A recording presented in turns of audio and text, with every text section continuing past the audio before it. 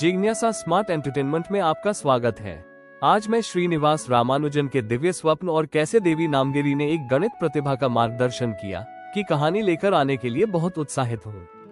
श्रीनिवास रामानुजन, जिनका जन्म 22 दिसंबर 1887 को तमिलनाडु के इरोड में हुआ था, दुनिया के अब तक के सबसे असाधारण गणितज्ञों में से एक थे। औपचारिक शिक्षा कम होने के बावजूद उन्होंने संख्या सिद्धांत, अनंत श्रेणी और निरंतर भिन्नों में अभूतपूर्व योगदान दिया। लेकिन उनकी गणितीय प्रतिभा के पीछे एक विनम्र व्यक्ति था जिसकी गहरी आस्था थी, विशेष रूप से नमक्कल की देवी नामगिरी में, जिन्हें उन्होंने अपने ज्ञान का स्रोत माना। छोटी उम्र से ही रामानुजन ने गणित में उल्लेखनीय प्रतिभा दिखाई। उन्होंने खुद को पुरानी किताबों से उन्नत अवधारणाएं सिखाई, अक्सर बिना किसी मार्गदर्शन या स्पष्टीकरण के।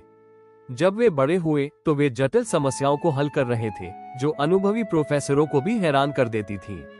हालांकि क्योंकि वे अन्य विषयों में असफल रहे, इसलिए वे कॉलेज की पढ़ाई पूरी नहीं कर सके।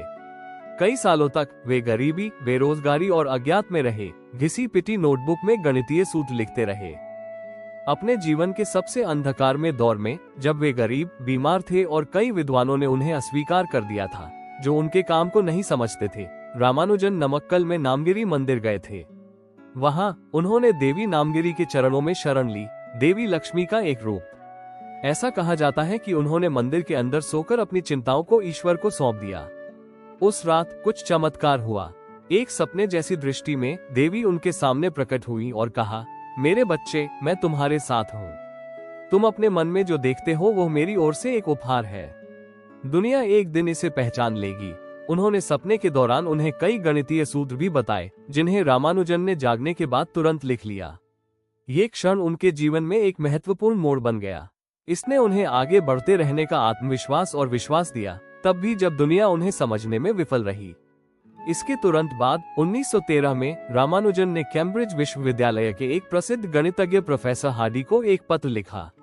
हार्डी उनके काम की गहराई से चकित थे और उन्होंने उन्हें इंग्लैंड आमंत्रित किया।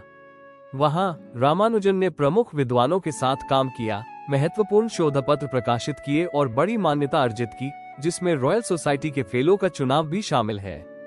फिर भी अपनी प्रसिद्धि के बावजूद रामानुजन अपनी आध्यात्मिक जड़ों को कभी नहीं भूले। उन्होंने हमेशा कहा कि उनके विचार उनके अपने नहीं थे, वे उनके सपनों में आई देवी से आए थे। अफसोस की बात है कि ठंडी अंग्रेजी जलवायु और आहार प्रतिबंधों ने उनके स्वास्थ्य को कमजोर कर दिया। वे 1919 में भारत लौट आए और एक साल बाद सिर्फ 32 साल की उम्र में उनकी मृत्यु हो गई। लेकिन अपने छोटे से जीवन में उन्होंने एक ऐसी विरासत छोड़ी जो आज भी गणित को प्रभावित करती है। सिर्फ एक गणितज्ञ से ज्यादा रामानुजन एक रहस्यवादी थे, एक ऐसे व्यक्ति जिसका दिमाग अनंत को छूता था और जिसका दिल ईश्वर के आगे झुकता था। उनकी कहानी एक खूबसूरत अनुस्मारक है कि विज्ञान और अध्यात्म साथ साथ चल सकते हैं, और यह कि आस्था सबसे बुरे समय में भी रास्ता रोशन कर सकती है।